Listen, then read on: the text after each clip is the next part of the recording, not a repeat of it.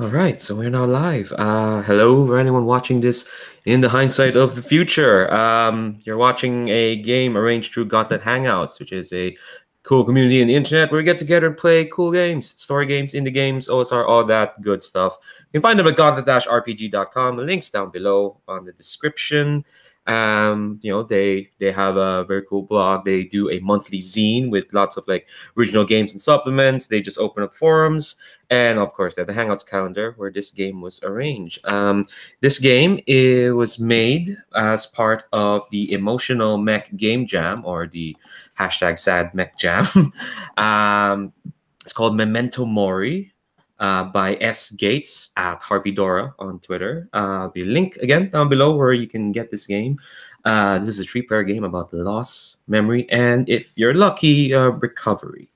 So before we get into that, let's kind of meet our players first, because I have played with one of them once and I've not played with one of them before. This is my first time meeting them. I have seen them do a costume change at a Monster Hearts VOD, which was fab. So I guess let you introduce yourself, like just your name and pronouns. I guess I should introduce my name. I keep forgetting that whenever I do this. My name is Leandro. I use he/him pronouns. Been playing the Gauntlet since July, which feels like a million years ago, but it was only last year. I'll go by the order of the alphabetical order on the screen I have here. So yeah, start with yourself, Alex. Hi, I'm Alex, they, them pronouns, owner of several wigs. I think I joined over a year ago. It's all hazy. I've been playing games for a while. It doesn't feel like it, though. Yeah, and then yourself, Kyle. Yeah, I'm Kyle, and I use he/him pronouns, and I joined, I think, coming up on about 2 years ago, but I went through pretty much like a little over a half-year period of work destroying my life and not being able to play any games. So I'm just kind of getting back into Hangouts right now. So yeah, that is making me happy. Well, glad to have you back. I think I played you once at a Gauntlet Con with Vale. Yeah. It's very sad. So Yes. harbinger of things to come. All right. So before we kind of like get into the game proper, let's talk about safety tools, because we want to make sure that we're playing in a safe and comfortable environment. After all, we're here to kind of like explore some specific story ideas, explore ourselves and all that, and we want to make sure that we're in a comfortable environment. So we do use safety tools just to make sure that environment stays comfortable. I've used the word comfortable 3 times in one sentence. I should be, I don't know, tweaked on the nose for that. It's a harsh enough punishment, I guess. So the first safety tool we're using, we have lines and veils, and I just added a tab on the character keeper for 2 of you to add your own lines and veils. Basically, lines are things we won't cross, won't show up in the fiction at all. Like we just, we're not gonna like, we're not even gonna like focus on it. It could be, serious stuff, or it could be like even things that you don't have to explain. If you want to put it as a line, it's completely fine. Veils are things that can happen in fiction, but we're not gonna focus on it. It's just happens off screen, or the fact camera's just gonna pan away, or cut back to something else that's happening in the story. So they can still happen in the world, but not gonna focus on it. I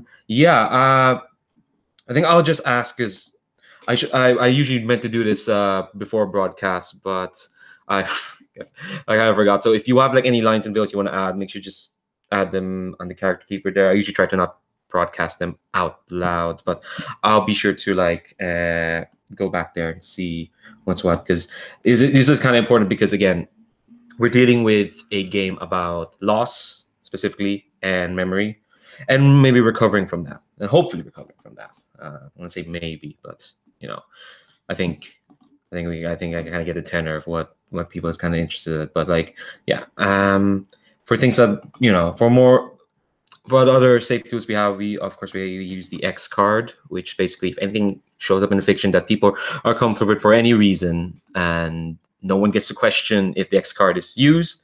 So basically, you can say you want to X that, you want to X card that, you want to make the sign, or on the chat.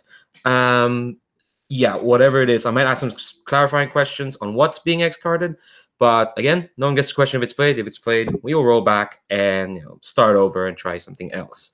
And finally, we have an open door policy here on this game. So if for whatever reason, any one of us, that includes myself in this, needs to step away from the table, either because there's an emergency, or you're just more tired than you thought, or even for just a break of like 5 or 10 minutes or whatever length, whatever is needed, that's completely fine at any time. After all, safety is priority. And for whatever reason you need to step away, that's fine.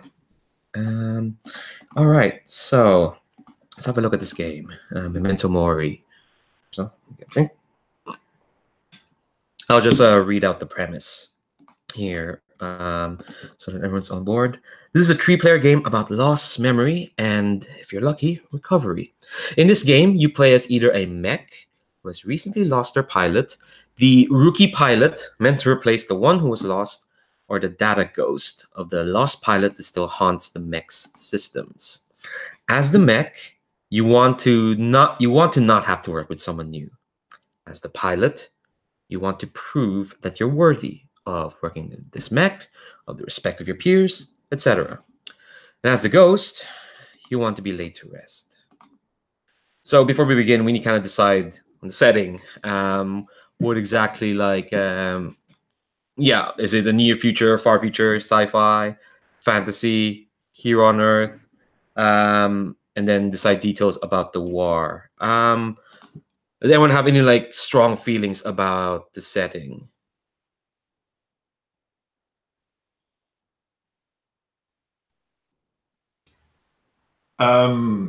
I'm pretty much good with any of those. I guess I would prefer not fantasy.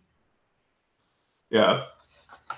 I guess I prefer my giant robots to be robots of a recognizably robotic way, but that's kind of about it. Yeah, that's fine. All right. I have no. I'll make a decision. We'll just say right here on Earth. Okay, sure. Cool. That's okay. So it's a bit recognizable, kind of where we are, and we can still say Earth in the future, so that things could be, so that set whatever we frame our scenes could be different. Like, I don't know, a park or a lake. Let's say near future Earth. Sure. So we can do like park mission. Yeah, park mission. Mission in a ruined water theme park. I don't know. Yeah. Oh man, that sounds really sad. Actually, fighting in a ruined water theme park. Anyway, so and then we need a few details about the conflict, about the war. Is it like a civil war, or one against aliens, or against some sort of splinter branch of the human race that, I don't know, went on an expedition to a black hole and then came back with weird tech? That's a very specific premise. Well, do you have any like thoughts on kind of the war that's being fought here?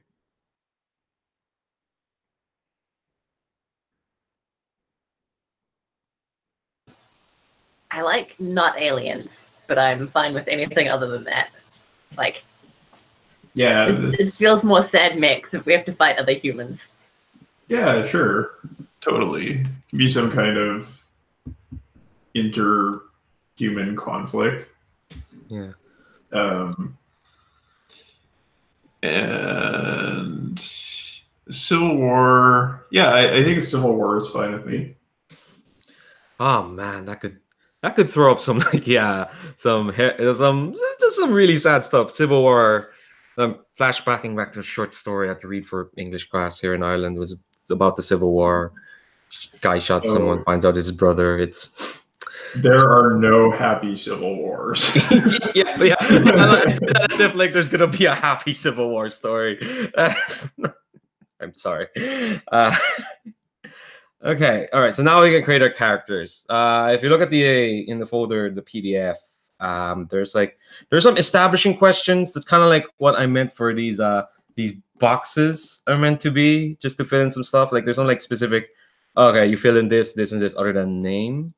And I'll perpetually apologize for my character keepers I create, because I think this is the second ever character keeper. No, third ever character keeper I've made, and it is what it is. But okay, now here we go. What characters interest you in playing? Do you want to play? I'm like happy to play any of them, I guess, but maybe I prefer to play the Ghost or the Mech. How about you, Alex?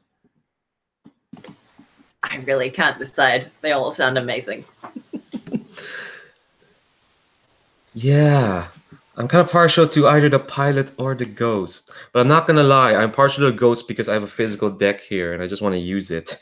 So that might not. So I might limit you. You might have more interesting ideas other than I want to use this Final Fantasy deck, Kyle, for the ghost. Final Fantasy deck sounds fantastic.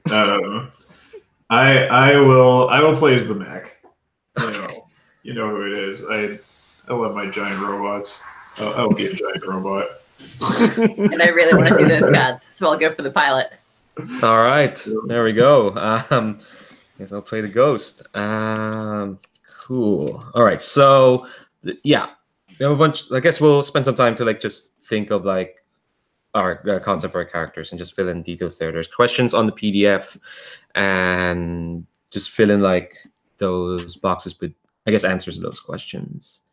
Yeah, let's claim these boxes.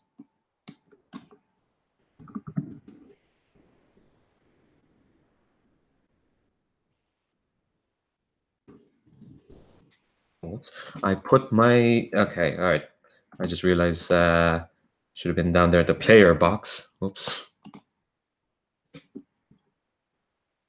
That doesn't matter. Boxes are boxes.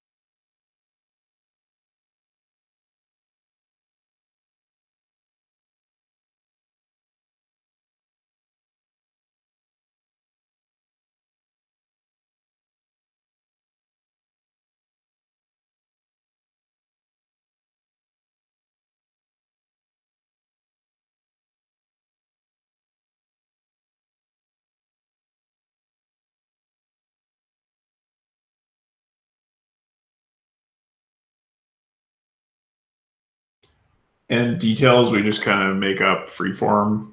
Is that? Yeah, pretty much. There are some questions on the PDF that are kind of like you can use them as a guide, but don't let them limit you. For sure, for sure.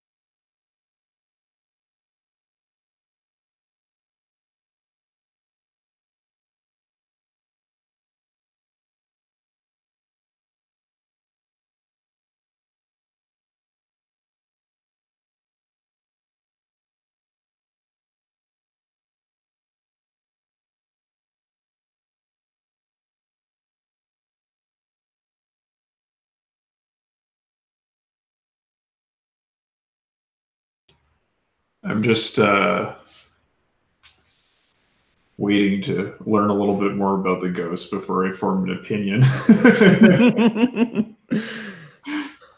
Well, maybe I'm just waiting. No, I'm not going to do that.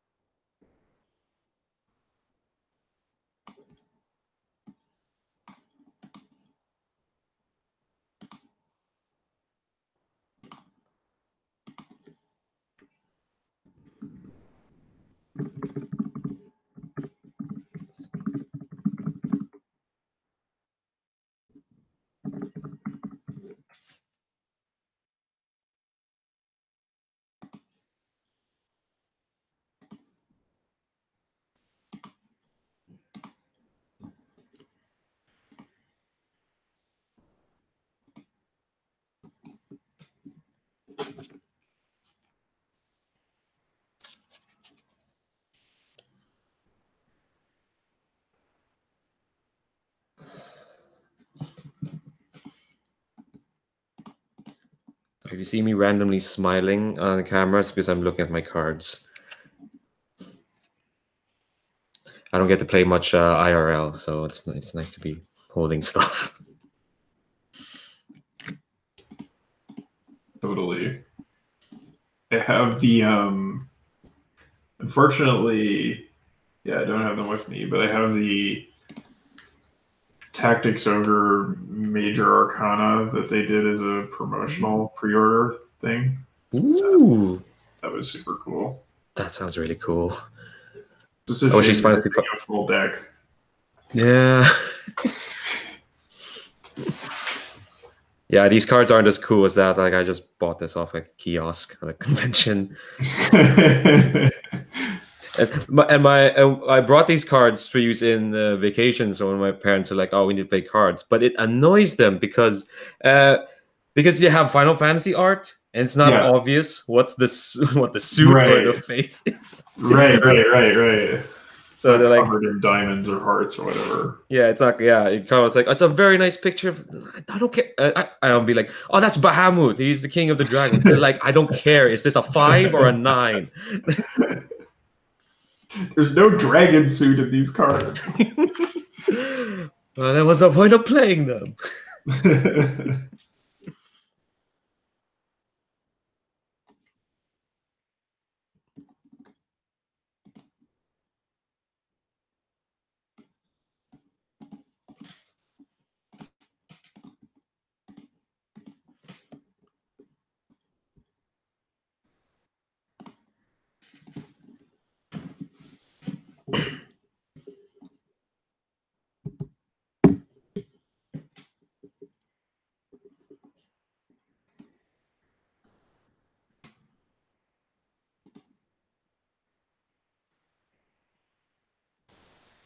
Hey, Kyle, is Jay the pronouns of JMS92 or?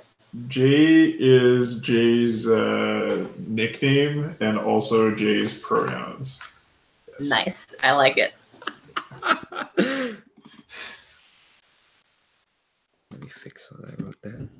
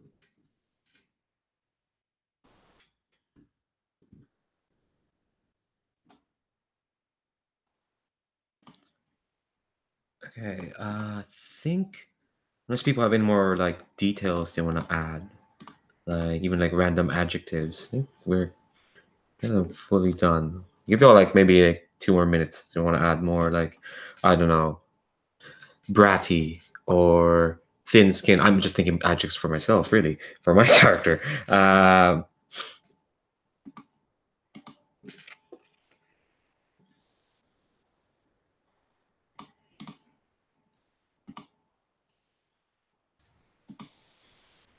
Ooh, adjectives.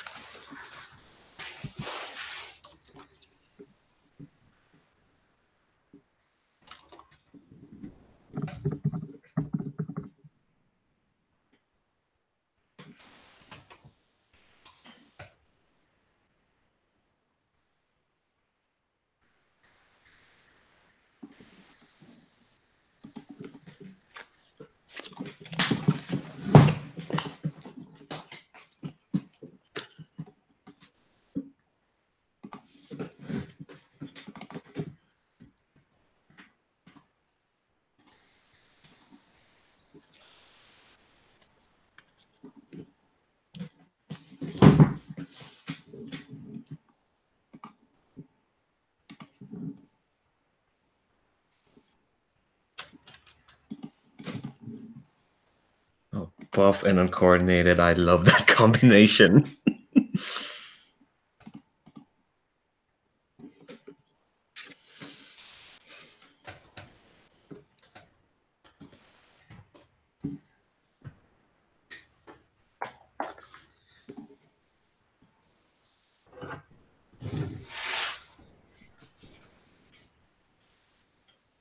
Okay, I think I'll get a drink. All right, I think we got enough to and we're going to introduce our characters then. Let's go by the order of the character keeper, if that's okay. So Alex, tell us about our pilot. Our pilot is Ash. Ash has been training since the war began. Knew that Z would need to fight and was getting ready this entire time. Z first learned of JMS 92. We call JMS 92 by their nickname, that would be rude. When Jay saved my hometown. There might be other JMS models, but 92 is special to me. And I need to prove myself to my other family members, my siblings who died in this war. I couldn't protect them, I couldn't help them, but I can carry their torch. And for random adjectives, I went for buff and uncoordinated, and passionate and naive. The best of combinations.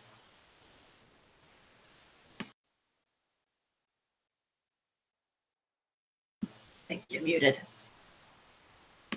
Oh, there we go. I was just lamenting that if only Ash wasn't in a war and Z could live their best life instead of being in a war. Someone who probably didn't live their best life is the Ghost, because they don't have it. Okay, I'm gonna stop.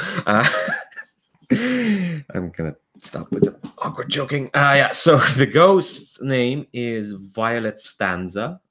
She, her. I think she's probably like the mean average of a soldier in this war, in that she was signed up for a tour, at least one tour, and so she's only been around with JMS 92 for the length of one tour. Probably not their longest tenant, but long enough to make an impression. Hopefully, she didn't have the best opinions of Jay at the start. She just thought that, I guess I'm getting a serviceable, just grunt mech. That's what I'm getting. I'm guessing she has like high opinions of herself. Yeah, she does. She thought Jay was serviceable, but as the tour went on, she began to see Jay as reliable. It kept her alive so far, and so Jay will be able to keep me alive until Jay couldn't. How I died was actually outside my mech. Stupid mistake on my part. Yeah, I know. Well, we'll play to find out what that is. Exactly. Random actions. Yeah, you can probably tell Violet's a bit of a brat. I get the feeling she probably came from a fairly well-off family and highly opinionated of herself and others. So, you know, get the feeling she wouldn't be the most likable person if not for the fact that she's dead. Sorry, Alex, you want to ask something? Or? Oh no, I accidentally unmuted while trying to type some comments. Oh, okay. Okay, we'll leave these comments for ourselves. Our viewers will never know. So, our Mech then, who has to put up with the two of us? Who of us had to put up with the two of us? Yes, I am JMS92. My pronouns are J. My nickname is also J. And I'm a big robot. I'm about 3 meters tall and made of a lot of sort of plates of composite ceramic. And I think, you know, I'm quite a bulky mech, and I've got more than a few battle scars. They fix me up after a battle, but they don't take too much care about the paint job. Yes, maybe I should have been called Nines. Well, you know, there's other reasons why my name's Jay too, I'm sure. Yeah, and I think I'm also quite taciturn. I'm a mech a few words. I don't think that Violet is the first pilot I lost. So maybe this war has been going on a while. I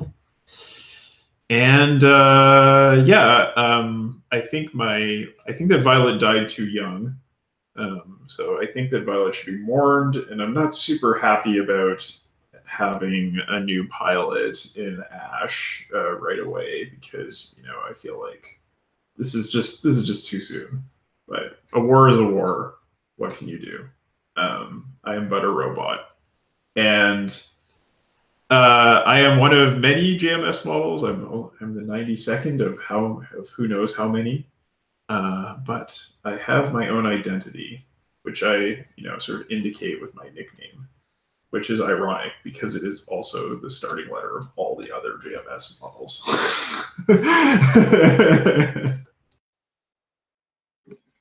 But maybe we'll find out how that nickname came about. All right, so I'll just run down the you know how play works in this. So you need a deck of cards. Got those. Very happy. The mech and pilot will take turns framing scenes based on the list, with the ghost player providing voices for NPCs as necessary.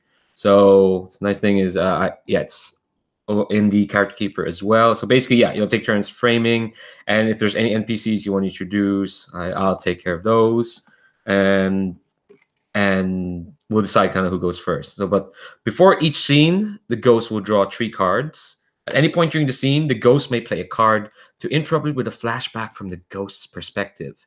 This memory should be based on the prompt from the card and could either be relevant to the scene at hand or meant to gum up the works.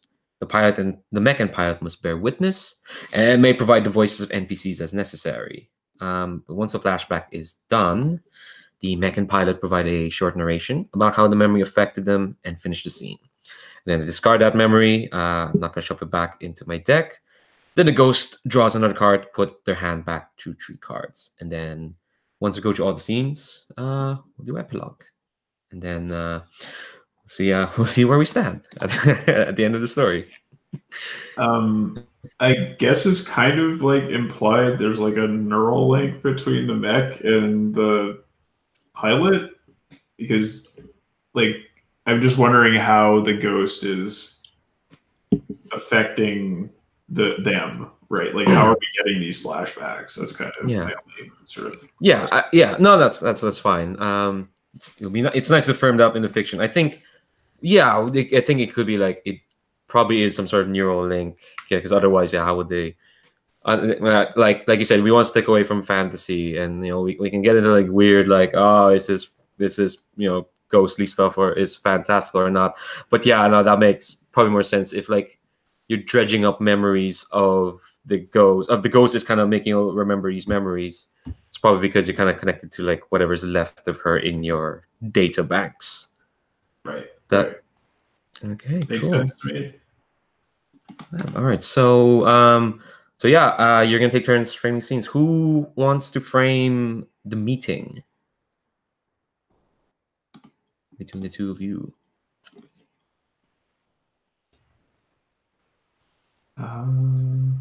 Should we flip a coin or something?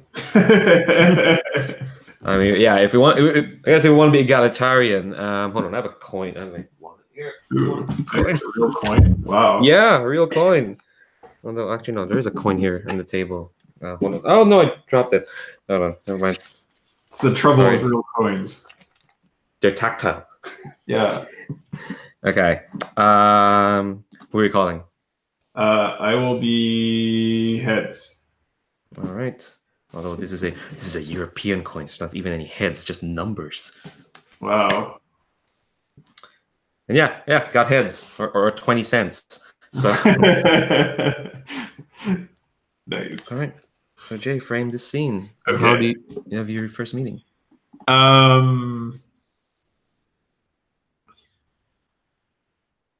I think this is in like a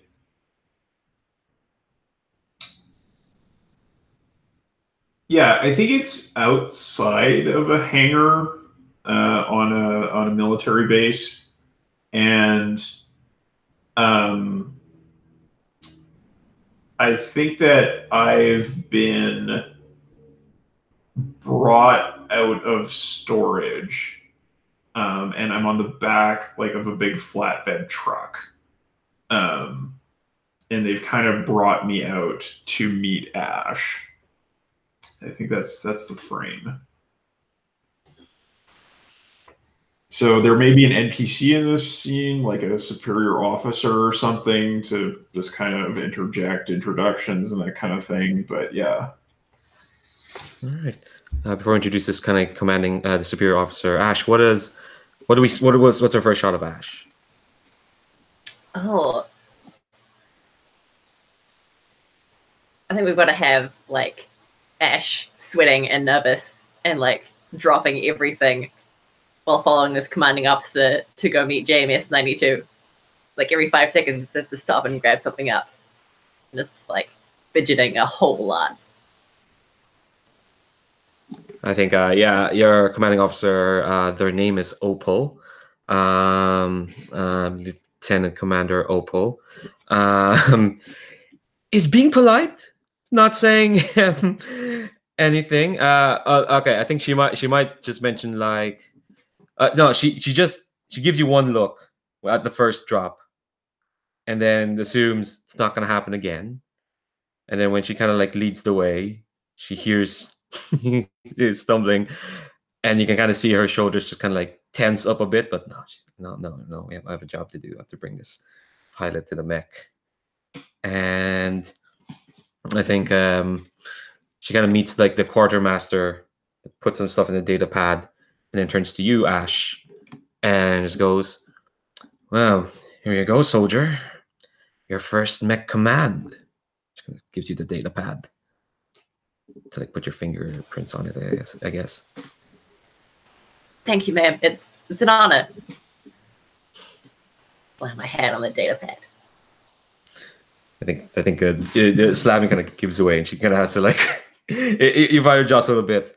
She looks at and it's like, "Well, soldier, we know you've been in training for a while, and your records speak for yourself.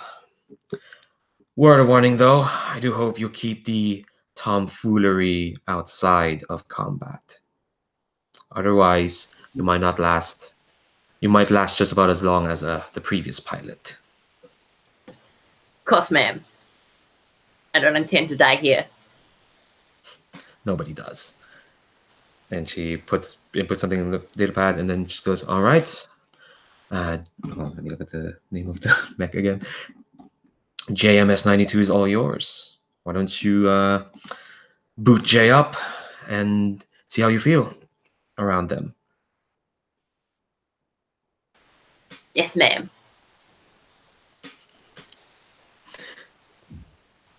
Is JMS 92 like when you ride inside of? Yes, I think so. Totally. So I think like there's probably a lever you would climb up and pull on the outside of the cockpit, and it would like open up, and yeah, then you can like start pressing buttons and stuff, and Jay will wake up. I will wake up. I think the entire time Ash is like doing the startup procedures, he's like put on a white glove so that he doesn't like stain anything. Yeah, I think there's like probably some dust and a little bit of like grease in the cockpit, though. It's not super clean. There's don't worry though. There's no blood because previous pilot didn't die here, so. Luckily enough. Yeah. I think Ash puts in the neural link. Oh yeah, and then I think it would just be like there's maybe like not like a feeling like a headache, but like when you're a little bit dehydrated and your thoughts are a little fuzzy, you kind of have that feeling initially as it's like calibrating. And I think I say to you, it has been only 30 days since the death of my last pilot. Who are you? Oh, I'm sorry. I'm Ash. It's a pleasure to make your acquaintance, JMS 92. I'll be a new pilot. Yes. Pleased to meet you. You can call me Jay. But we've only just met. That would be rude. I'll be the judge of that. I like to have people call me that. It just reminds me of who I am. Of course, Jay. Thank you. So, what is it then? Practice maneuvers? I think that would be good. I've never actually piloted a mech before, so. Oh. I've done the simulations, but it's some more. We're kind of short on training machines. I figured the war wouldn't be going so badly. They didn't give you any sim training. But I just was thinking, it's the same as my last pilot. That's all. Feeling a bit nostalgic. I think this is a good time for me to play a card. Oh no, Kyle's vanished. Oh no! Well, okay. This is not the first time this has happened in a game with me and Kyle. When we played the Veil, Gone, he accidentally clicked the leave call button. At a very emotional moment, I asked this character something important, and then I saw his hand move, and then boop. It's one way to end a scene. Yeah. It's like, all right, I guess we'll come back to the other. What happening? It's real. You picked up that card and I instantly got booted out of the call. I have no idea what happened. Literally, I have no idea what happened. Sorry, I was just telling Alex that time you accidentally left the call when we were playing the Veil. That's right. It's like, okay, if this is gonna keep happening whenever we reach an emotional crescendo, it's gonna be weird. Okay, so yeah, I'm gonna interrupt this with a flashback because you mentioned the pilot's name. I'm going to play the Queen of Hearts, represented in this card by Van from Final Fantasy 12.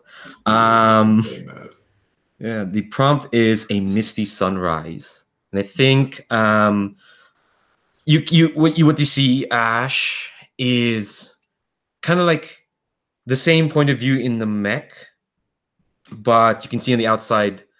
The view screen is on. You can see on the outside that you're not at the military base anymore. Instead, well, you can barely see anything because there's so much fog.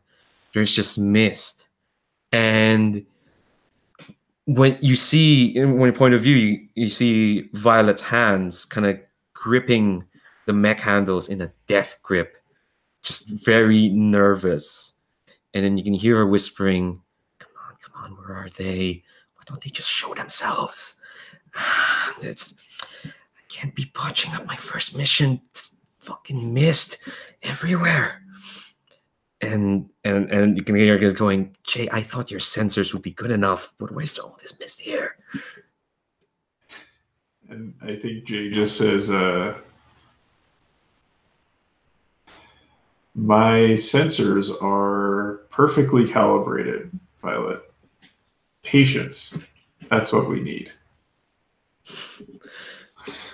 Well, of course you can say that. Your sensors are made of like what, 5 million light tubes? I don't know. Jay, I'm tired of waiting. I didn't think it would be this tense. I just want this over with. Yeah, and I think it's like there is, I think, like a kind of almost like those like meditation or relaxation apps. There's a kind of like rhythm that starts playing in the cockpit in order to help you focus and relax. And Jay says, patience, Violet, patience. I think I don't see this coming. I didn't think a war machine would have relaxation music.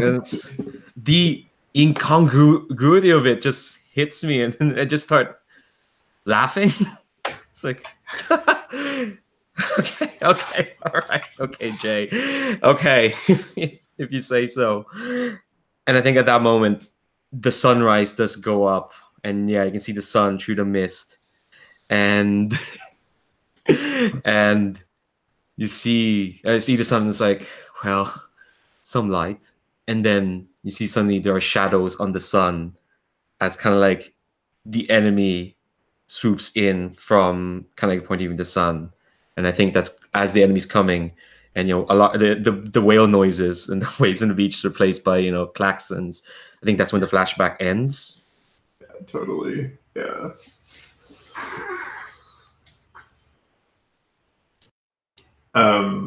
So we, Ash and I have just experienced this flashback is the implication, right? Yeah. So you provide a narration about how the memory of. First, I'll ask you how the memory affected you, and then you'll finish the scene.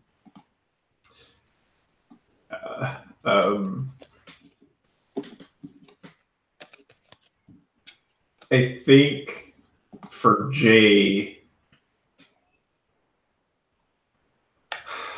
this memory is like, yeah, it's very bittersweet, right? Because it's kind of a nice memory, but at the same time, I also see in Ash like a little bit of the same kind of like rookie nerves, and so going through that process again is quite sad for me.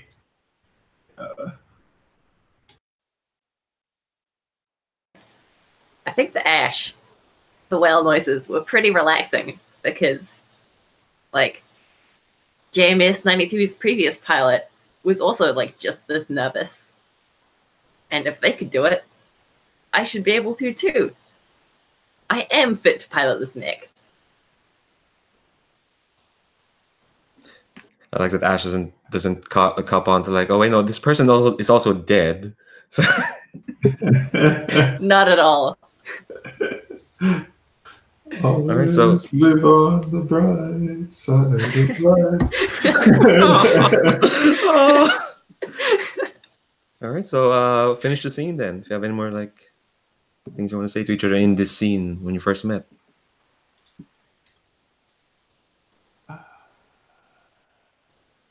It's just like Ash, like, you know, putting the throttle forward and moving or something like that, getting off the truck.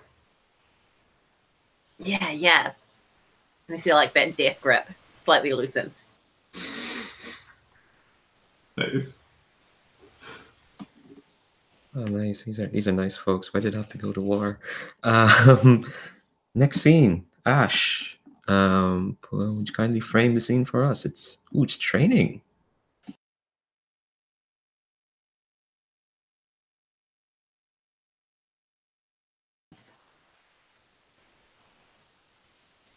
Yes, I think, Ash not being the most experienced Mech pilot that ever existed, they've got to do a training mission before they can actually go out and fight in the war.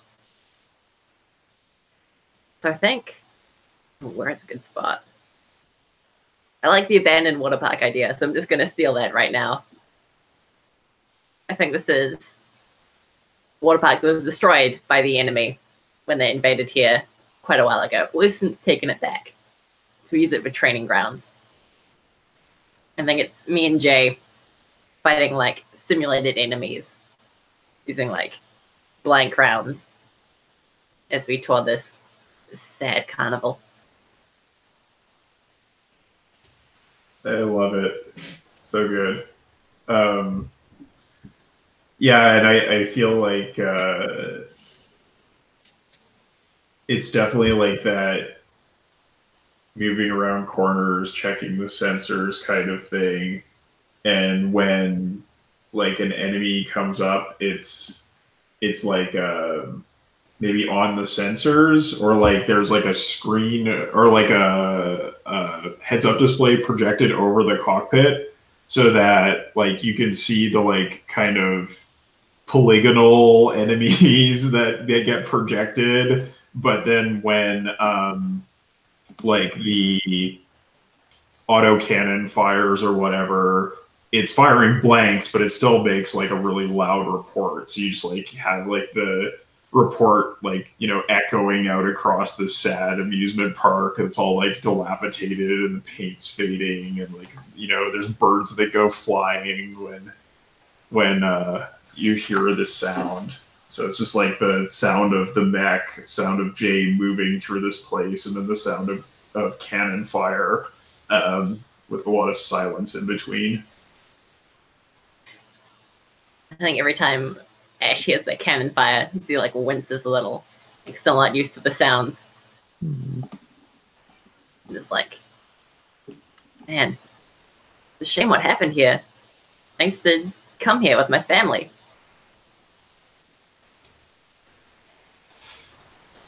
Really, I fought to retake this place some years ago.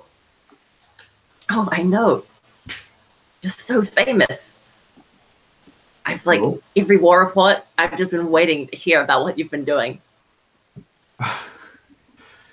That's surprising to me. Tell me, do they call me Jay? No, I don't think they do.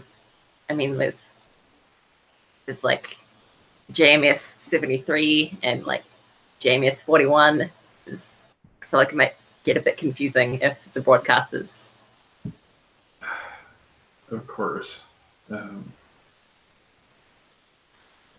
of the public relations officers ever spoke to me about my name or nickname. Maybe sometime I'll tell you where I got that name from. Sometime? Not today. Focus on your training.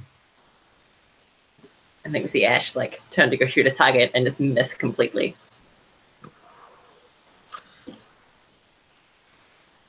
I'll correct for that next time. Okay, so that seemed like an opportunity. I'm going to play. Which one? Sorry, there's one I'm saving for last. This is the ace of. Actually, oh no, this is the Jack of Spades. Represented by Final Fantasy 11. And the prompt is a slowly fading bruise. So I think when you see this flashback bleeds in when you take Jay to stomp around the corner, suddenly you see the park as it was before. You know, just bright, sunny, like summer skies, children like, you know, running around. I think where you go in, it's the water attraction, the big pool with the waves. That one. And then suddenly you're not in the mech, you're standing on the edge of the wave pool. Lots of kids running around, and you can hear Violet like very undignifiedly shouting, "Mom, don't make me go into the water." Who wants to play Violet's mom? I can play Violet's mom. Sure. I say, Violet, it'll be fun. I mean, you've seen the advertisements, haven't you? But Mom, and I think Ashley, you know this, like she has like a big towel kind of wrap around her and say, "Mom, but if I go in there, people will see the big bruise I got when I fell off my bike." Well, everybody will just think it's cool, right? I mean, it just shows like you're really tough. But they're gonna think it's ugly. I think it's ugly. It'll heal. It's just temporary, and like I said, I mean, I used to get those all the time when I was young, and my siblings always just said that showed I was way braver than anybody else. But I'm not like you. I'm not brave. Like I don't want anyone to see this. I'm not brave. I'm not you, Mom. And I think she says, "Come on, Violet, we'll go together. We'll both be brave." I think Violet kind of like slowly cinches off her towel. Also, actually, you never see Violet's, only always through her point of view. So you never actually see what she looks like. So I think she just kind of slowly takes the towel off, and you can see it's a pockmark of a bruise. It's not the biggest deal. I think you can't tell how old she is. It's probably not even up to the double digits in terms of age, probably. So it's like, but when she kind of takes the towel, she puts her hand over it. It's like, okay, you go first. You go first, and then maybe I'll follow.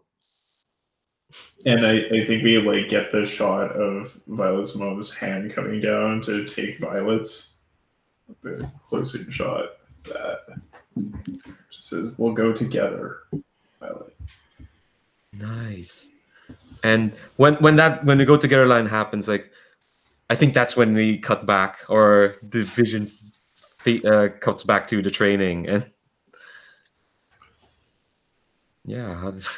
Yeah, I think for Jay, this isn't bittersweet. It's just really sad because Jay died apart from, or Violet died apart from Jay. So it's like Yeah, like maybe, you know, Jay was hardly told much of anything about what happened, even. It was just like, oh, your pilot's been deceased. We're putting you into temporary storage until we can find a new one.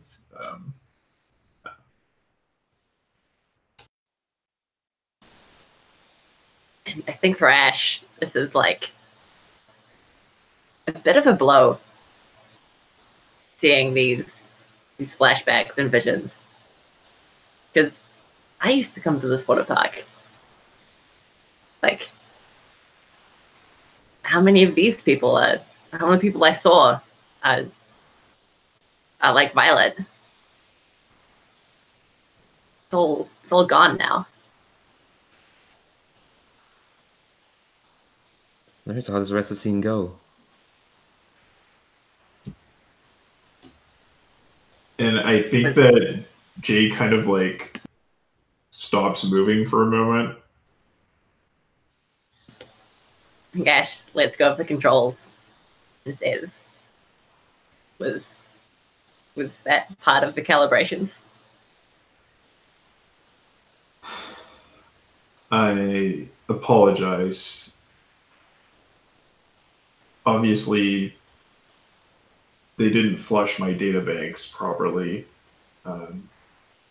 Something of Violet was left.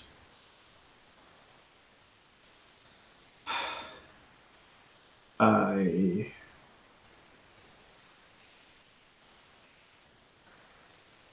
appreciate that you look up to what I did here in the battle. But as you can see, there's really nothing of what we fought for left here. Nothing but the memories.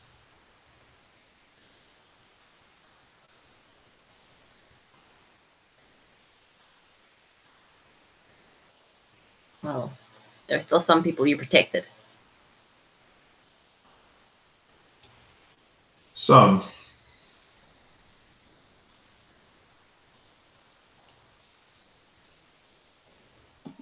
That end scene there, I think. Yeah, sounds good to me. Okay. I think we since we've been sitting here for an hour, why don't we take a break? So it's good sizable like 10 minutes. Let's stretch our legs and whatnot. So like, see you back in 10 minutes.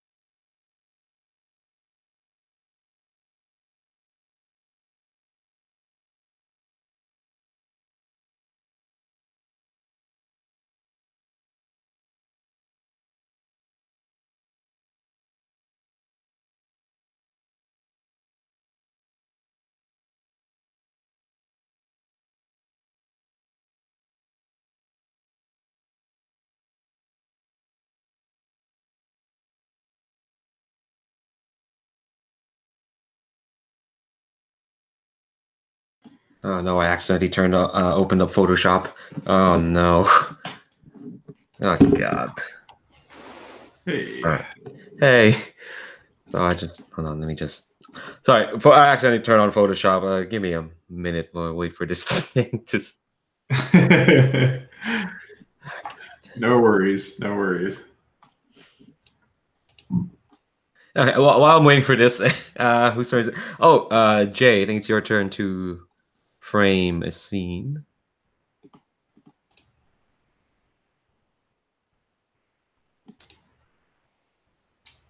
Yeah, so the scene this time is conflict, right?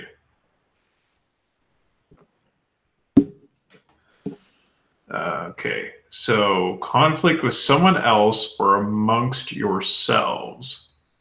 Okay.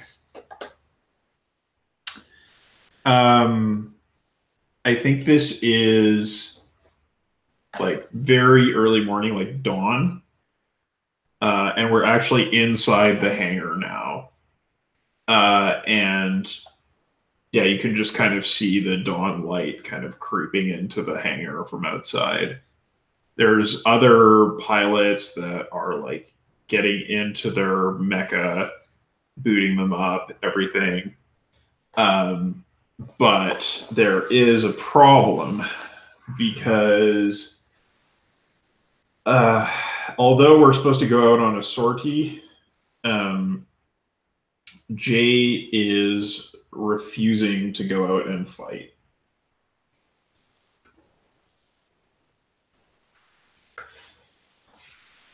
And I think that Jay's just like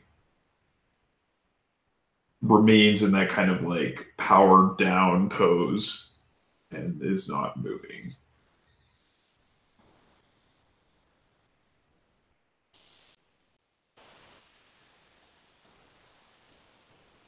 I think Ash is like standing outside looking at the powered down Jay, like clenched fists and just yelling like, "We need to go. What are you waiting for?"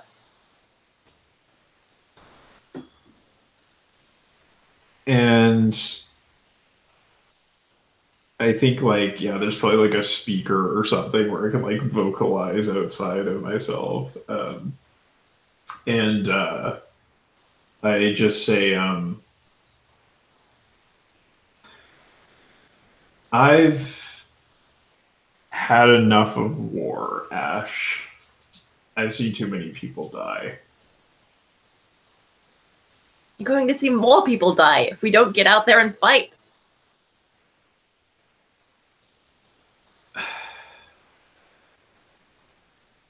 I mean,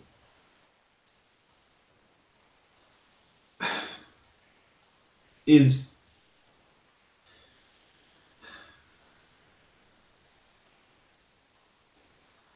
why are you fighting, Ash? Why does this matter to you?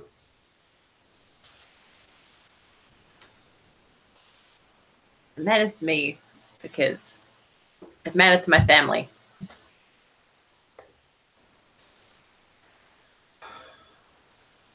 And this is all I can do. Well, it might matter to your family. And I can't really say if it matters to mine because we were all built to just do this one thing, to go out and fight. We never really got to make our own opinions about it. We just were expected to do our job. And we've done our job for a long time now, through a lot of fighting. But I think I've seen enough for myself, not by my creator's opinions or those of the other JMSs, my own, to say I'm tired of this.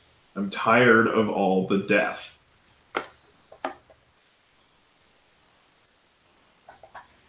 Why now? There's been so many pilots before me. Am I not good enough? You saw the same memories I did. I guess they don't mean the same thing to you that they meant to me.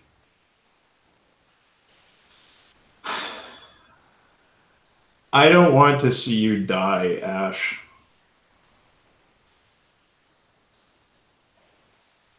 You don't trust me.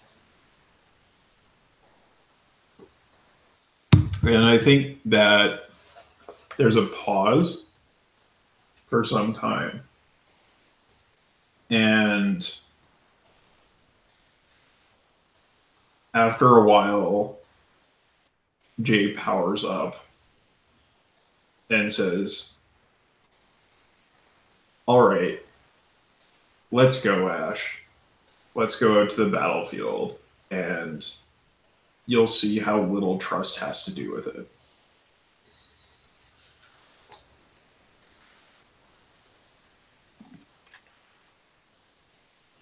I think when you hook up God. something, oh, go on. Oh, sorry. I'll let you go before I interrupt. What do you do? Yeah. What, I was gonna say, let's go. And I'll prove you wrong. All right. All right. We'll see.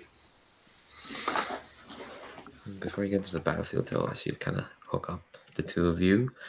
And I did not. That seemed not go the way I expected. I might have to rethink actually what card to play. Hold on. You know what? Okay, fine. I'll play the Jack of Hearts, represented by Shantoto, Final Fantasy XI.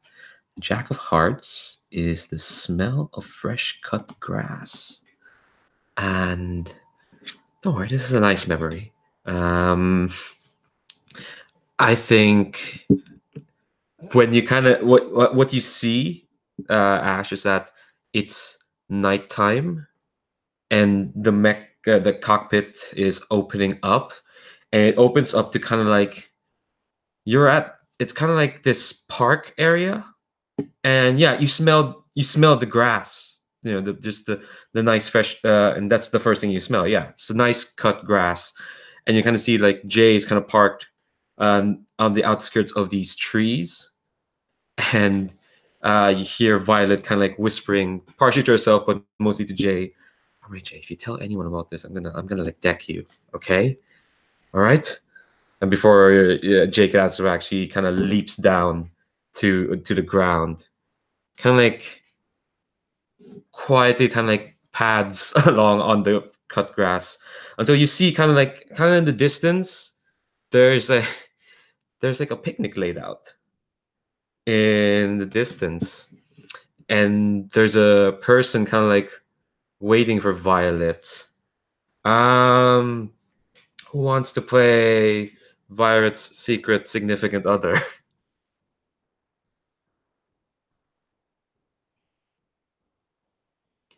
If no one wants to play, that's fine. This will be oblique, but I can do it. Let's have a secret rendezvous. yeah. When Violet kind of reaches kind of like the picnic, and she's still whispering, even though it's only the two of them in this big ass park. It's like, yeah, sorry, it took a while to break through. I had to bring the mech with me to use as a vehicle. You have to get used to Jay looking at us. That's okay. I didn't think you were coming, but I mean, is it all right for Jay to know? Oh, I can't believe I'm gonna say this, but it's fine. I trust Jay. It's fine. I mean, I wouldn't have left you waiting here. I mean, it's not like we're allowed in parks after hours, but sorry, this was kind of like my idea. I kind of like push it on you, like, hey, let's have a picnic under the moonlight. No, I'm glad. Glad I could see you. Yeah, it's been too long. It's been too long, and a lot of stuff happened since. I think she kind of like lies down on the blanket, just sprawls in the blanket really tiredly, kind of waiting for like I don't know for you to respond in some way. Yeah, I think. Oh man, names. What is a good name? Let's go for Finn. Mm-hmm. Finn lies down next to you. It's like, how is it going? Are you staying safe? Being cautious? I'm always so worried. I think like she turns her head to you and Violet's like, well, at least I'm still breathing. I got here, didn't I? I guess you did. Maybe someday I can tell you all the things that's been happening, Finn, but well, all you need to know is that everything, all that, if you can get me one night like this, one moment with you, it's worth it. I think so too.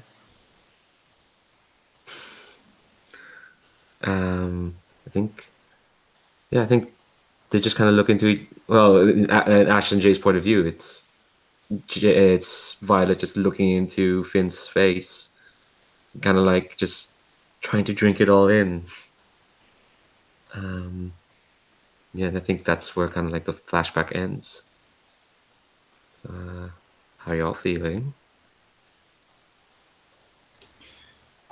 I think for Jay, it is a positive memory because it's good for Jay to know that Violet, or like to remember that Violet had some moments of happiness in the middle of their career together as warriors. And that like not every sortie was just followed with misery. So, maybe this one will be, maybe something good will come out of this time too. I mean, the answer is definitely no, but let me explain why. So I think this is like Ash is not in the best headspace. So I think Ash takes this very poorly because not only did Violet and Jay have such trust that they could share these kind of secrets with one another, but Violet also had like a future to fight for. Like, I'm just carrying along my family's wishes, but they aren't here anymore.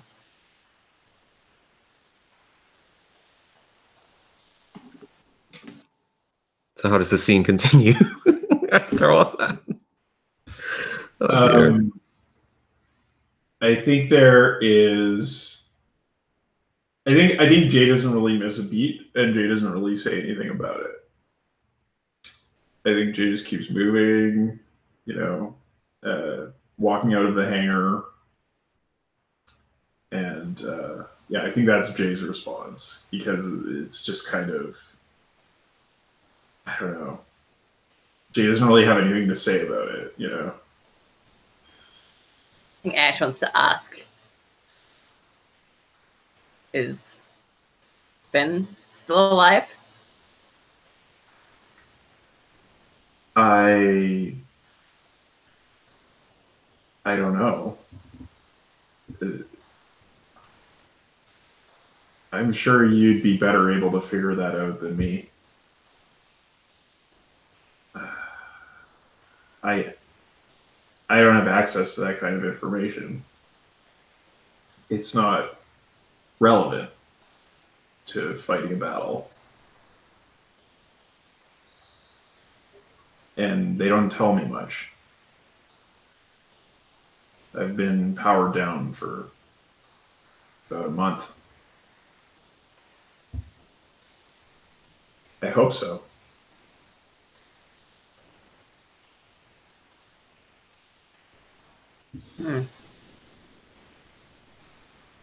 Maybe it's better like this.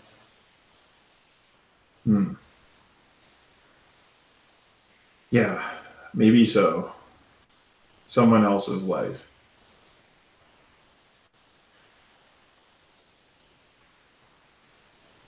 And good cutscene there. Yeah. These characters should be doing something better than fighting noir. Okay. Next scene. Ash. He's bringing the next scene. Oh dear. Oh yeah. Engage with the enemy. Oh, what to go for?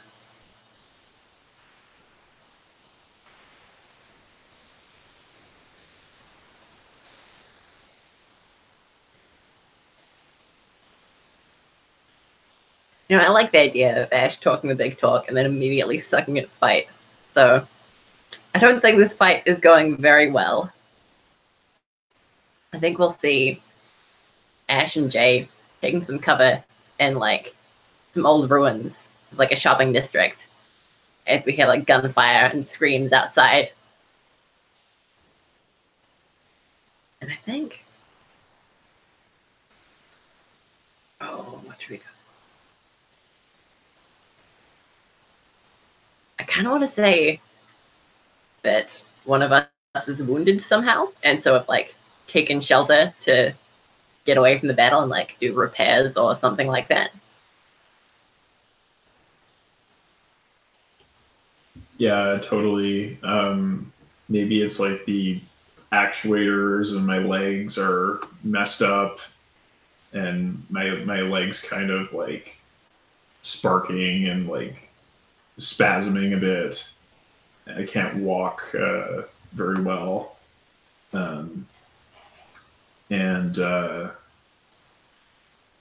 What's Ash's reaction to the situation? I think this is Ash's first actual battle, so Ash is pretty terrified. Yeah, and I think that, or well, what is he doing? Oh, I think he's definitely panicking, like trying to grab the repair kit and like spare materials and like watch the surroundings all at once, and is just like tumbling over herself, trying to like fix this. Yeah, and I think that Jay is trying to like talk Ash through the procedure of like how to make the repair, while also like scanning the horizons. And like, yeah, I guess it's like, you know, you have the maybe like a pilot's helmet on, so you still have like the information being transmitted from Jay while you're making the repairs. And I think Jay says,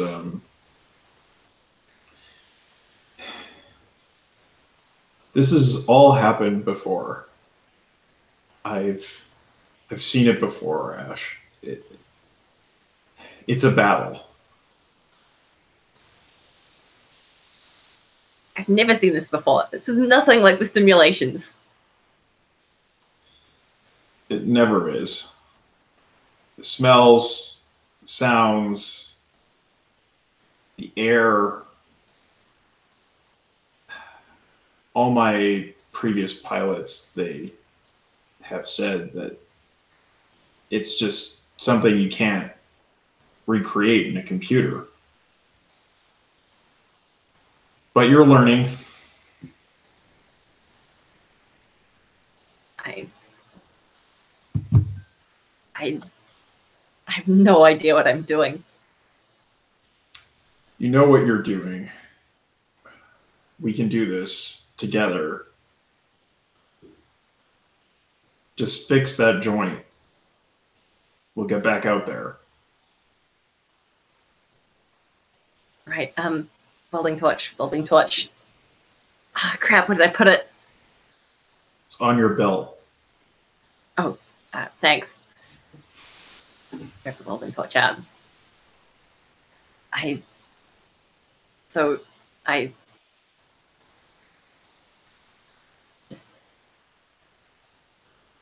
Is there anyone nearby?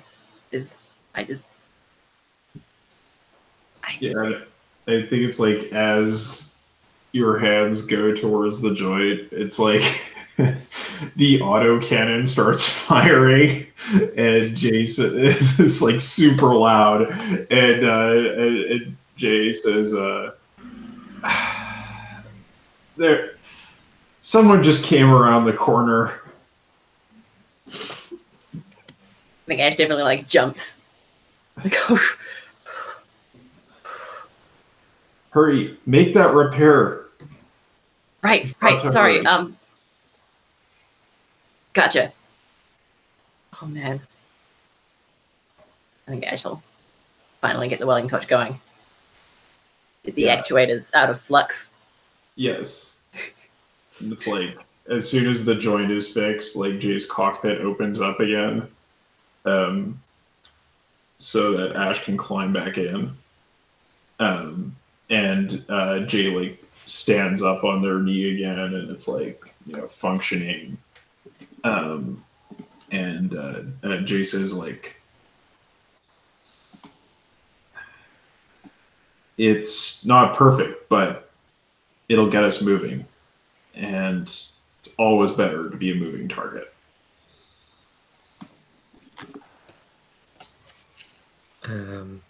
Yeah, I'm gonna interrupt at that point.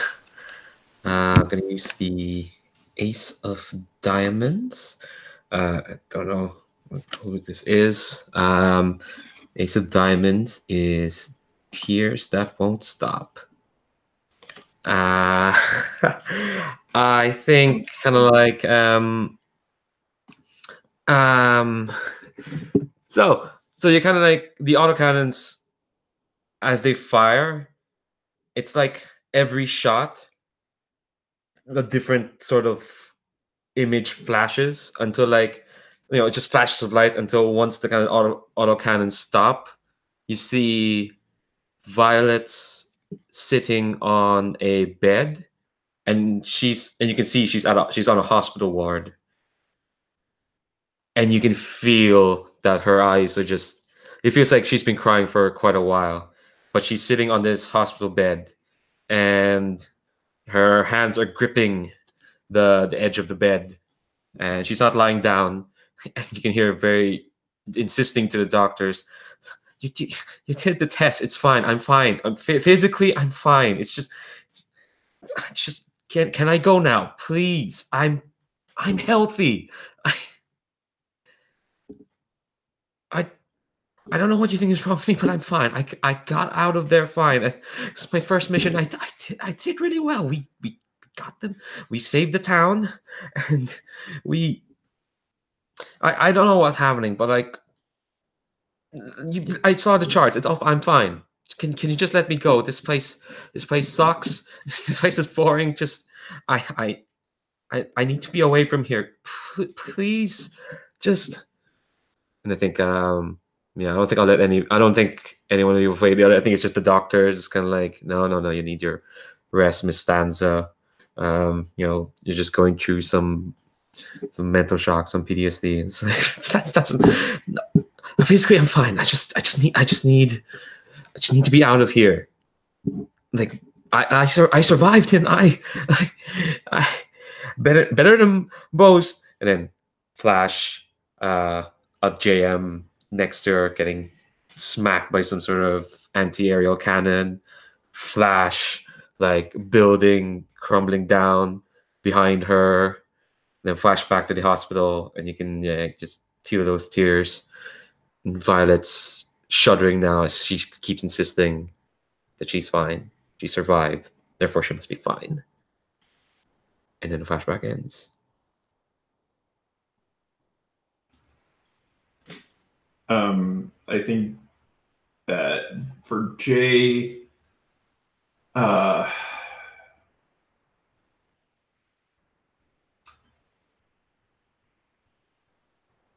it's I think there's like a lot of like regret there, but it's a bit strange because for Jay it was like Jay never really saw Violet go through all of that. It was just like, oh, the mission ends, Violet's taken away, then eventually Violet shows up again for the next mission, right? So Jay definitely has regret that Violet went through all of that, but also is like there's a kind of relief at not always being the person who is left alone and in the dark like literally like just in the hangar and not really present with what's going on between missions. So yeah, I think that's Jay's feeling.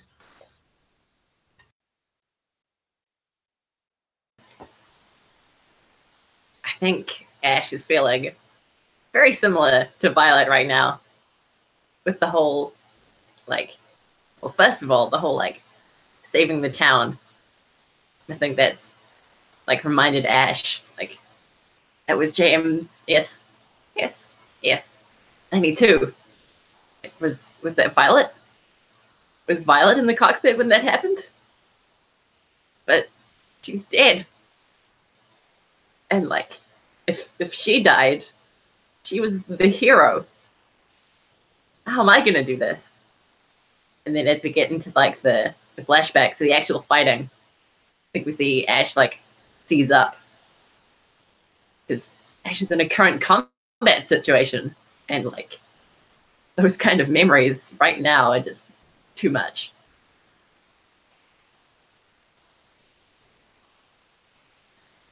Totally. I think in the physical world, Ash has like gone into some evasive combat maneuvers against an enemy that isn't there. Mm-hmm. Yeah, it's kind of like mixed up with the memories. And I think Jay just says, check your sensors, Ash. See what's actually there, not what was. You can do this. But she couldn't. She did. Was it her? We survived. Remember, No. She didn't die in battle. We survived every battle we fought.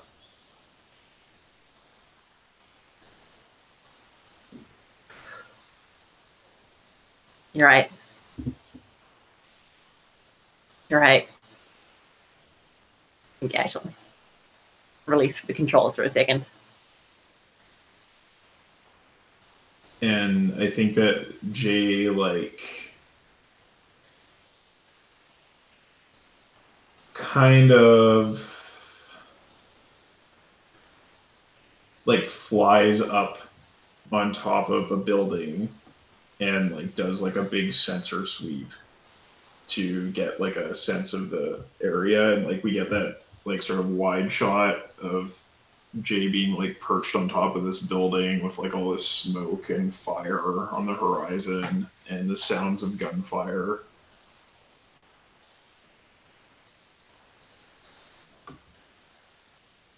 I'm not sure that I can be as good of a pilot as she was, but I can fight this battle. That's all you need to do right now.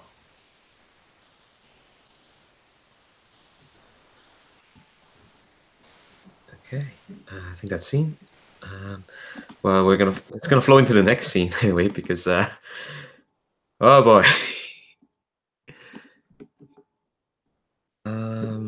So Jay, Jay? Yeah, so this is Battle Fight for Your Lives.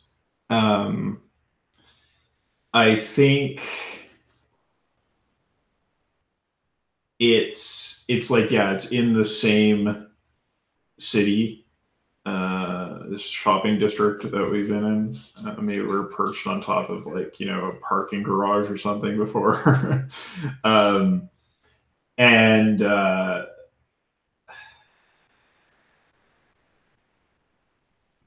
we get like this shot of Jay walking down like a semi-abandoned street.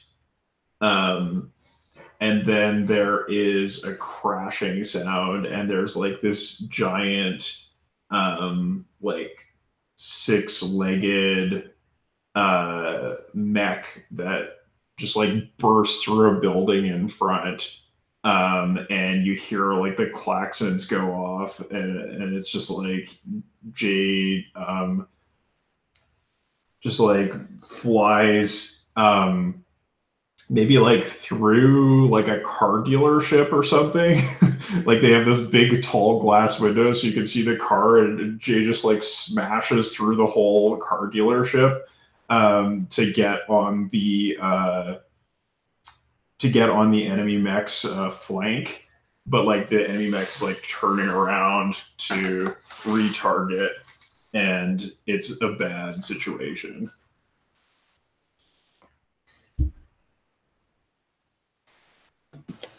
What the hell is that? It's one of those walking tanks.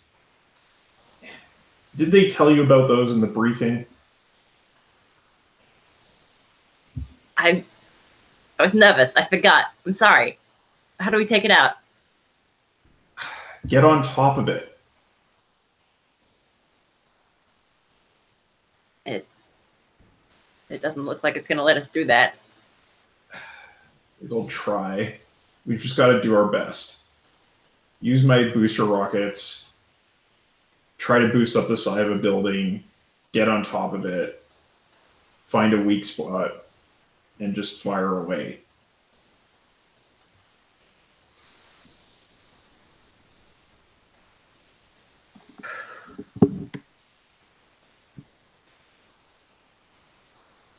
Oh, no, God.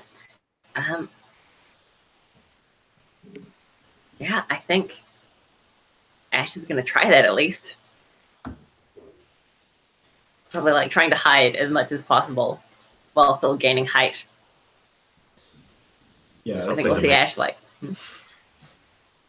Go on. Was that sorry? No, sorry. I joked that I was gonna play the mech, but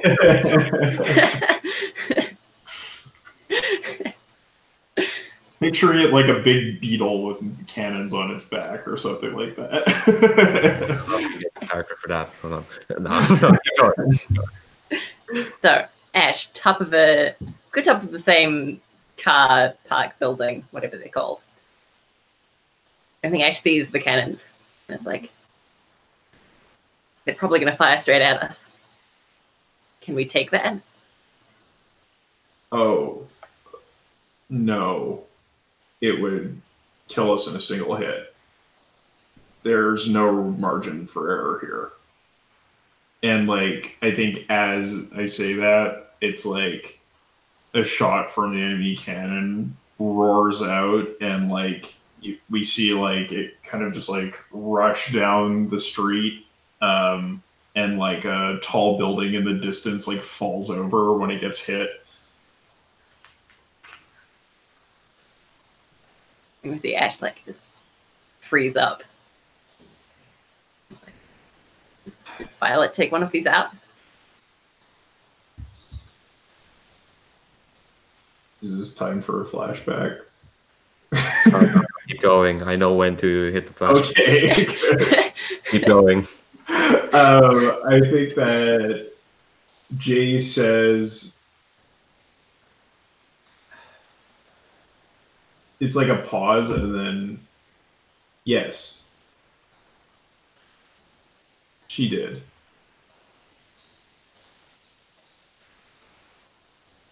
Okay.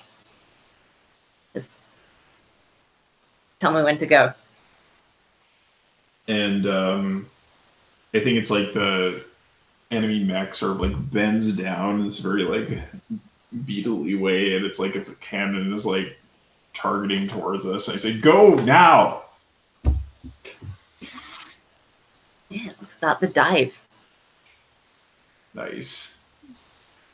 And yeah, it's like boosting up.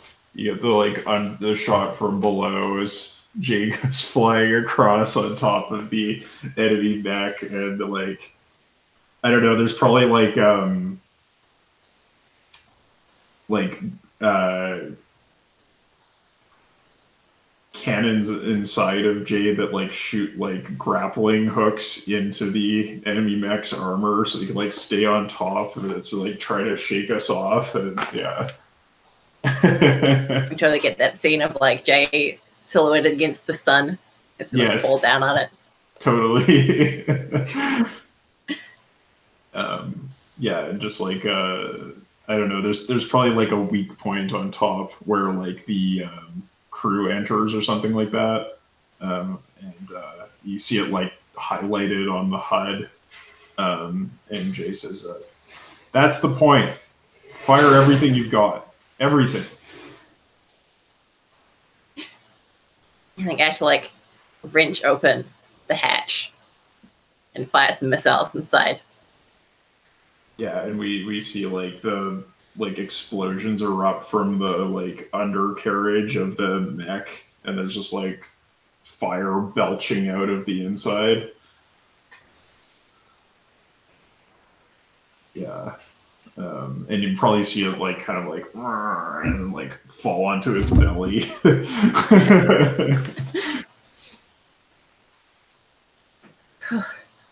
We did it.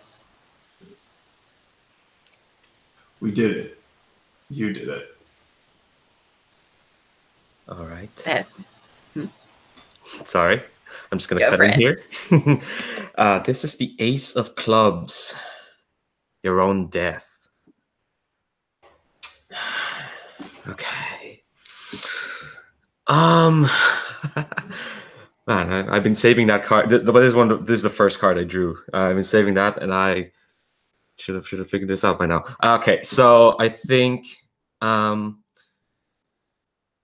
when you say, yeah, you did it, you topple it down, suddenly like your vision kind of bleeds into just Violet walking down the street, and she sees it's just a normal street. You got like, I don't know, maybe hover cars, probably hover cars. It's the near future.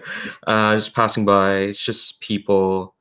You can kind of sense there's like a quiet like glee in Violet, and I think scrunched up on one of her hands is like a data pad saying, "Oh, she's on shore leave right now."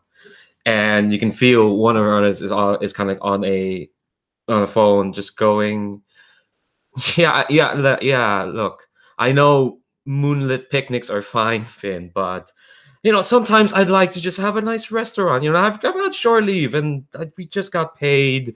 It's a bit of a lull in the fighting. Yeah, no, don't. I'm not gonna spare any expense, Finn. Like, I know 3 Michelin stars is quite a lot, but look, Finn, no, shut up. You deserve it. Finn, shut up. Shut up, Finn. What did I just say? Who's earning the Finn? All right.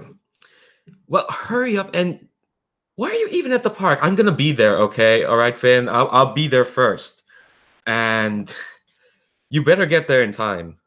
And even though you can tell when she kind of like shuts off communication, you can tell she's kind of like just smiling at that. And so like when they get to the restaurant, it's a nice, fancy, it's like, early, it's like a early 21st century style restaurant.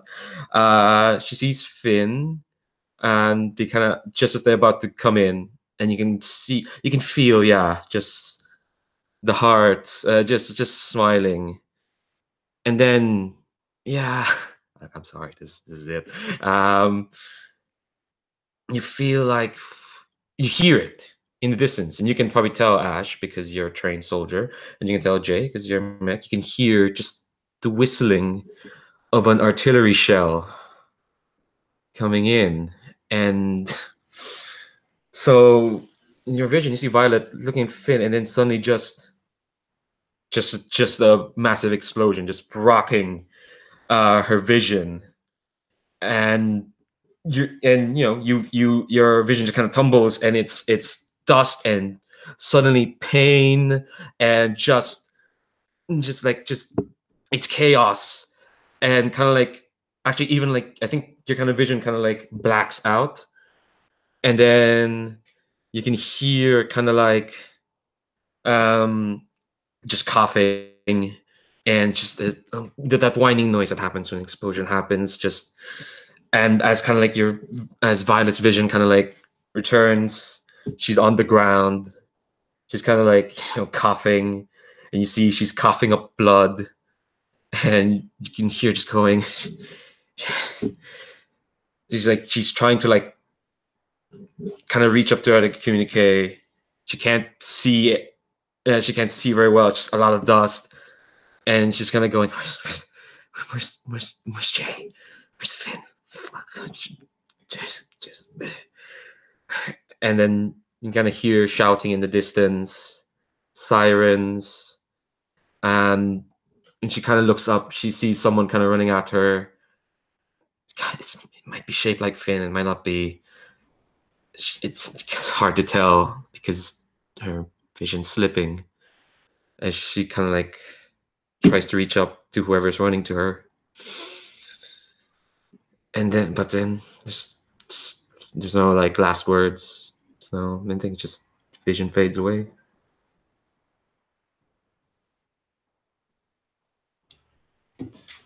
Yeah, and I think for Jay, it's good to get some closure, I guess. Like, it's like, well, at least I know, right? I know what happened.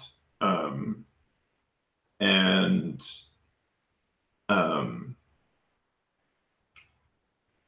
I think Jay definitely feels like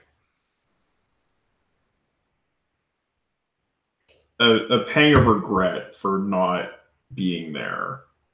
But also is kind of relieved to know that it happened so fast and it was something so out of the blue, like literally.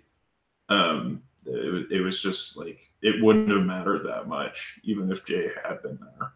So Jay feels more like Jay has done their duty, done Jay's duty. Yeah.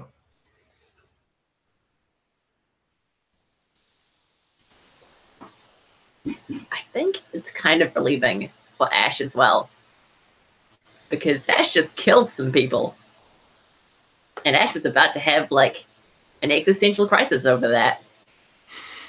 But seeing like the enemy kill like a street full of people, of innocent people, for no reason, it's just like confirmation to Ash that what he's doing is right and that this war needs to be fought.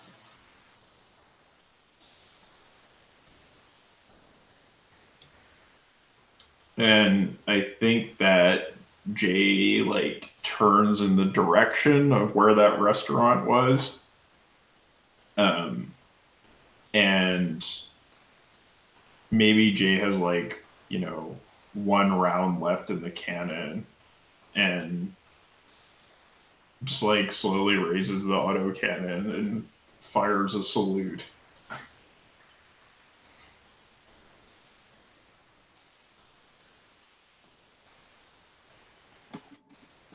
I'm getting cutscene that. Yeah, that's a. Oh no, I was agreeing with you. That's a great place to cut that. We have one more scene. So frame away. Oh goodness. Now there.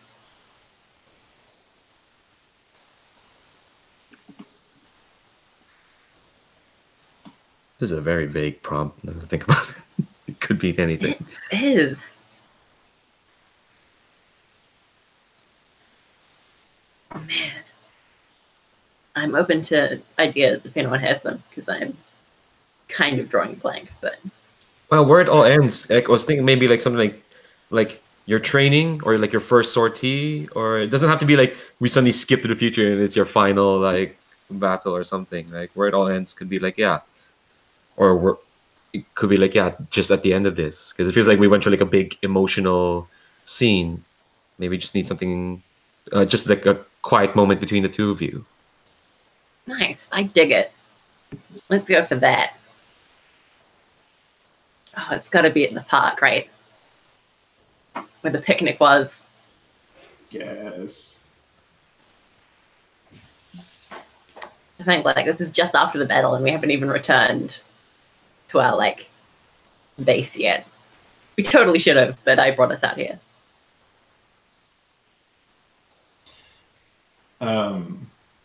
Yeah, and I think for Jay, Jay is like, battle scarred, like knees all fucked up, completely out of ammo. It's a very different way to come to this park. And like, I don't know, are there any other people around here like to see us show up? Maybe there's a group like in the trees camp out, and a bunch of like refugees. But they're keeping, they're giving you space because like you're a big mech. Totally. So I think that Jay will like kind of go into that like powered down state, like kneeling down. But is still conscious. And says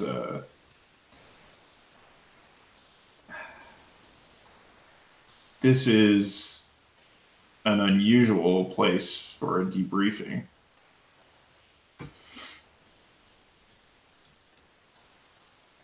Well, I just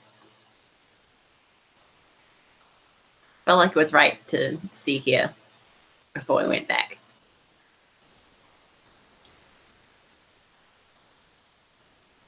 That was very thoughtful of you.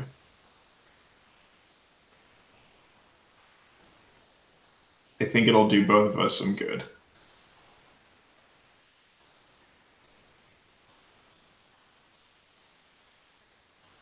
And I think Jay's like cameras turn over to like focus in on the refugees, and like they come up on the HUD. And Jay says, do you think by fighting we're helping those people, hurting them?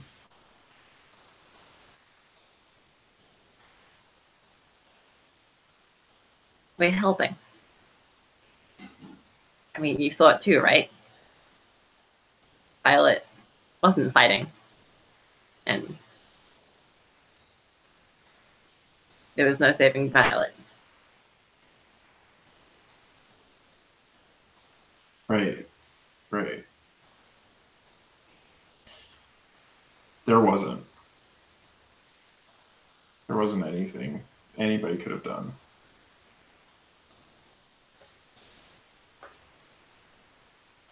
But there's stuff we can do now. Right.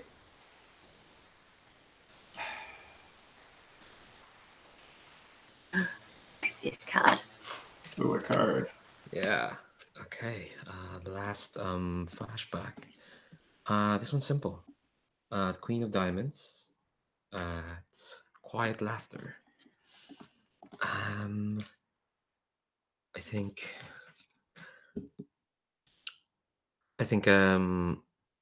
this is know. Let's see.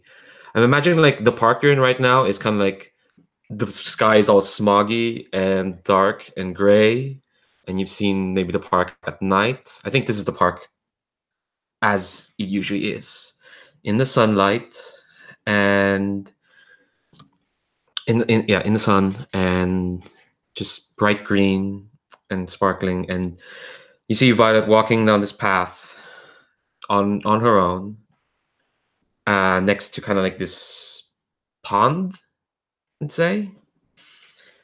And I think she's again she's on her like earpiece, and she's just kind of like saying, "That's just stupid, Mom. You can't just make me laugh just because you want to hear me laugh. That's not how it works. All right, look, I'll see you for dinner later. Okay.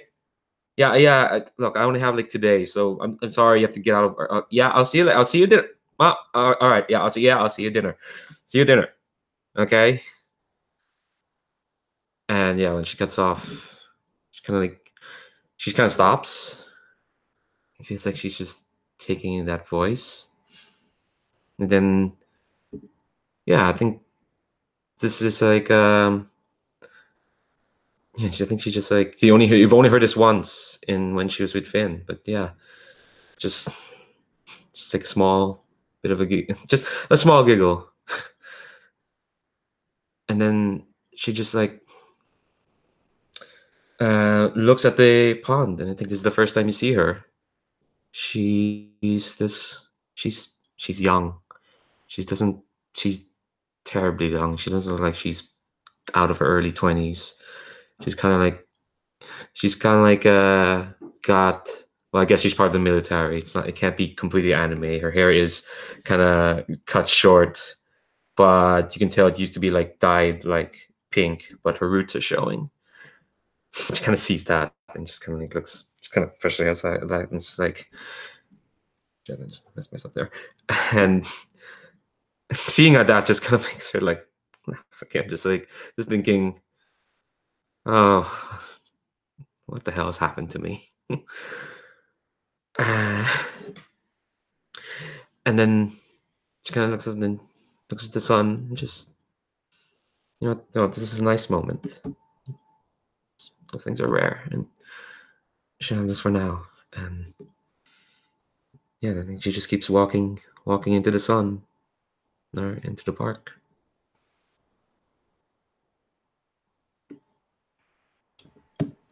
Nice. And I think for Jay, it's like, I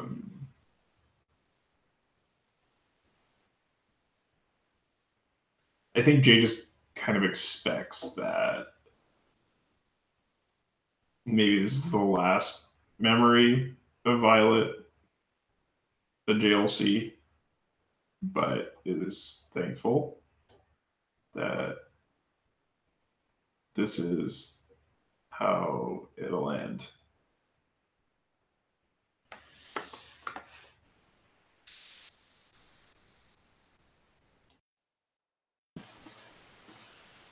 I think it's kind of tough for Ash because, on one hand, like, this is the kind of happiness that we're here to protect, these quiet moments. But also, like, war is scary. And Violet was so young, like, just as young as Ash. Will Ash be able to make it through this?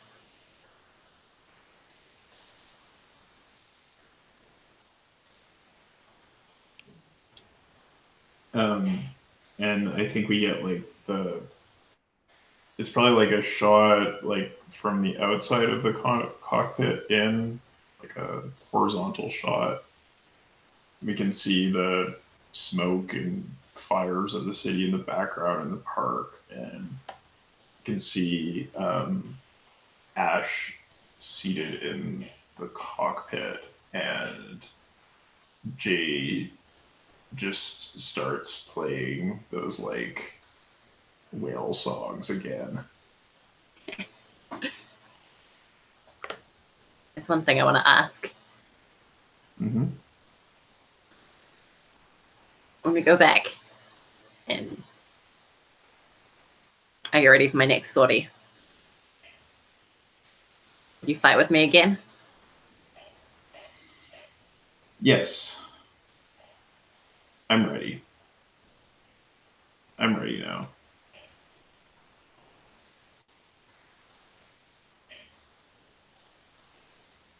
Let's go.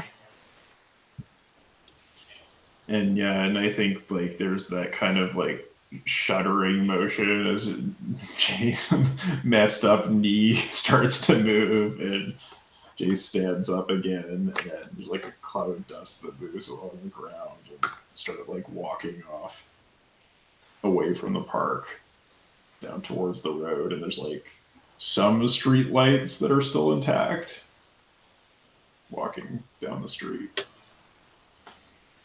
There's probably like the refugees who show up in the like foreground of the shot to watch this mech walk away. All right, that's the last scene. I guess we'll do an epilogue for kind of these characters. There's like there's a in the PDF. There's a question to kind of like you know, it's just you don't have to answer the question, but like I guess it's there to kind of like help you determine what's the last shot we see of each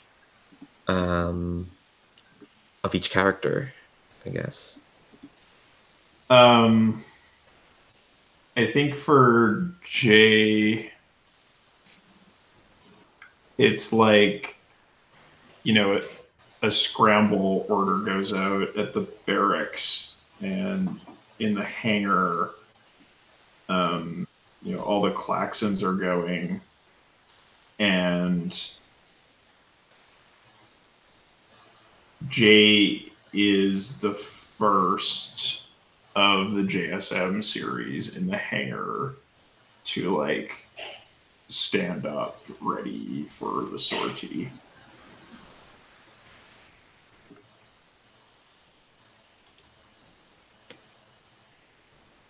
What about Ash? Oh. If you want, I can go first. Go for it. Okay. Don't know how I'd do an epilogue for a dead person. No, I don't. I have an idea. Okay, so I think it's I think it's probably like maybe sometime after another sortie, and there's a civilian wandering around the hangar. Don't know how they got there, but they're asking insistently to like I want to see like I want to see like we saw them at the park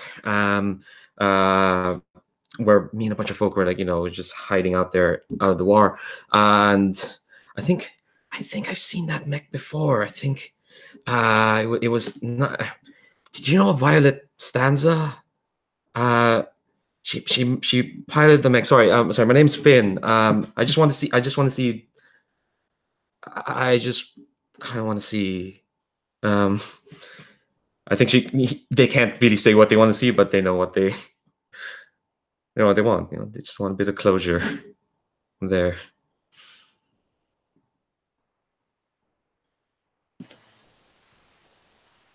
I think for Ash, we see a slightly older Ash, at least like in terms of wear and tear. Not sure how long it's been, but Ash looks worse for wear. And I think he's got one sleeve. I think it was on the arm, at least. Either way, on Ash's, somewhere on the body, has a tattoo of the bruise. Ash has gone from 16 years old to like the mentor figure. Just jumped that gap. Yeah, Ash has a tattoo of Violet's bruise at the water park. And that symbol of bravery. To remind Ash why he's fighting. I think we see Ash in the cockpit of Jay, like running some diagnostics. And asks, "So Jay, you gonna tell me about that name yet?"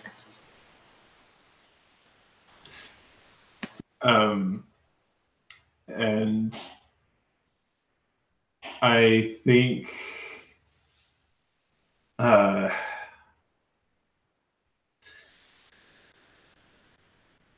Jay just says, oh,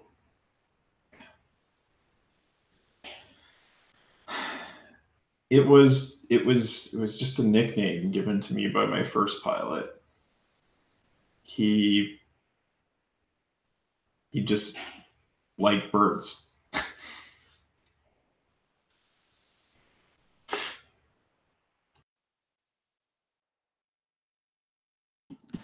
People see Ash cracking up in laughter. Dean fades away.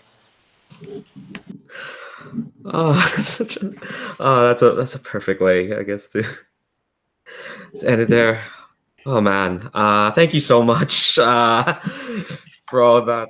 Oh my god! All right, I'm gonna stop the broadcast. But for anyone who's watching this again, game is Memento Mori by S. Gates. It's part of the Emotional Mech Jam, which was, I forgot to credit the people who ran that jam at the start, John R. Harness and Takuma Okada.